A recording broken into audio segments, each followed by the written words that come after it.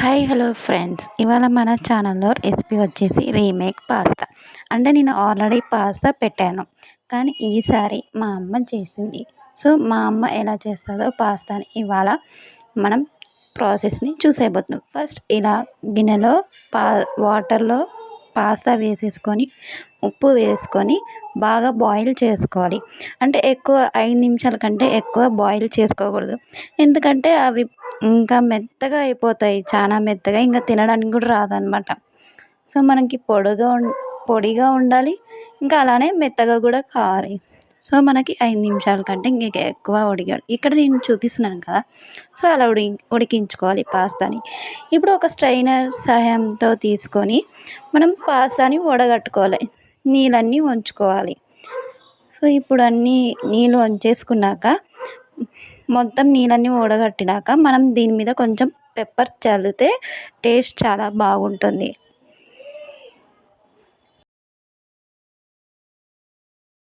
ఇప్పుడు మనం ఇక్కడ పెప్పర్ చల్లుకుంటున్నాం, పెప్పర్ పౌడర్.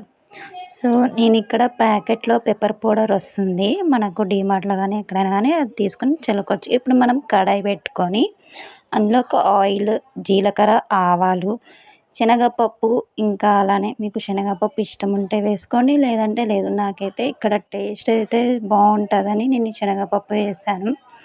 నెక్స్ట్ కరివేపాకు ఇవన్నీ బాగా కొంచెం ఫ్రై చేసుకోవాలి.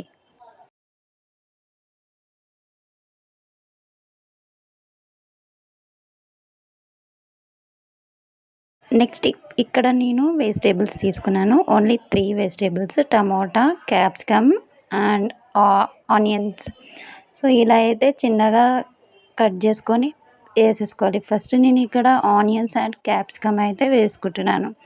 ఇవి వేసుకొని బాగా మగ్గించుకోవాలి. సో మగ్గించుకొని సో ఇక్కడ మా మమ్మీ చేస్తుంది. సో మా మమ్మీ చేస్తున్నట్టు మీరు కూడా చేయండి. టేస్ట్ చాలా అంటే చాలా బాగా వస్తుంది.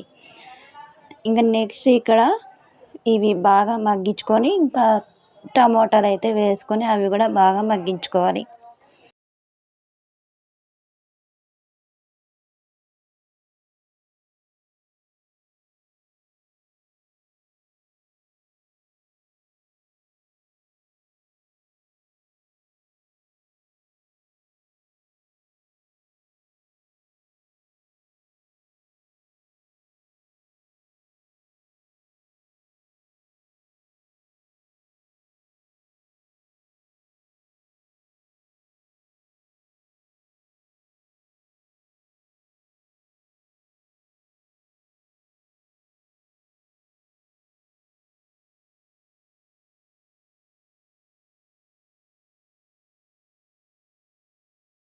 చూసారా, అవి ఒక 50-60% మగ్గినాక ఇప్పుడు నేను టమోటాలు వేసుకొని మళ్ళీ మగ్గించుకుంటున్నా.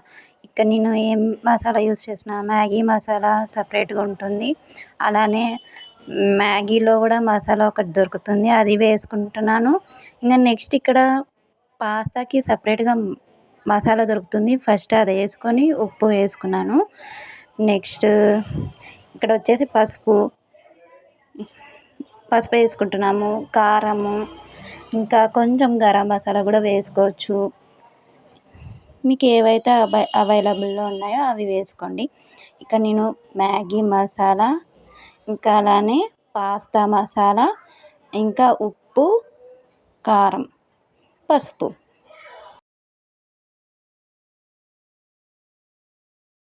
ఇవన్నీ వేసుకొని బాగా మగ్గించుకోవాలి. స్మెల్ బాగా వచ్చేంత వరకు బాగా మగ్గించుకోండి. చూసారా, మధ్యలో నేను ఇక్కడ మ్యాగీలో వచ్చిన మసాలా, వెజిటేబుల్ మసాలా కూడా వేసుకుంటున్నాను. సో పాస్తా మసాలా ఇంకా అలానే మ్యాగీలో వచ్చిన మసాలా వేసుకుంటే టేస్ట్ చాలా బాగుంటుందని మా మమ్మీ చెప్పింది.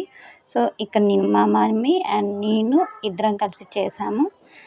సో ప్రాసెస్ అయితే స్కిప్ చేయకుండా మీరు చూసి చేయండి.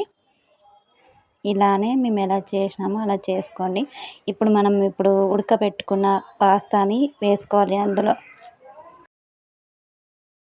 ఇప్పుడు వేసుకున్నాం కదా పాస్తా, ఇలా ఉండలు లేకుండా కలుపుకోవాలి మొత్తం నీట్గా. సపరేట్ చేసుకుంటూ ఇలా ఉండలు లేకుండా బాగా కలుపుకోవాలి.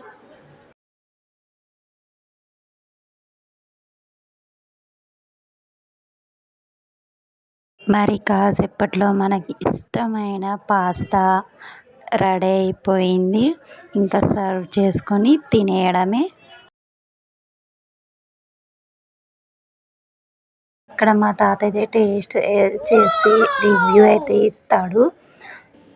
ఎలా ఉంది అని అడిగినాను. సో, టేస్ట్ అయితే చాలా బాగుంది అని చెప్పాడు. ఇంగా ఇక్కడ మా తమ్ముడు కూడా చాలా బాగుంది అన్నాడు. సో, టేస్ట్ వచ్చేసి చాలా బాగుంది. మీరు కూడా ట్రై చేయండి.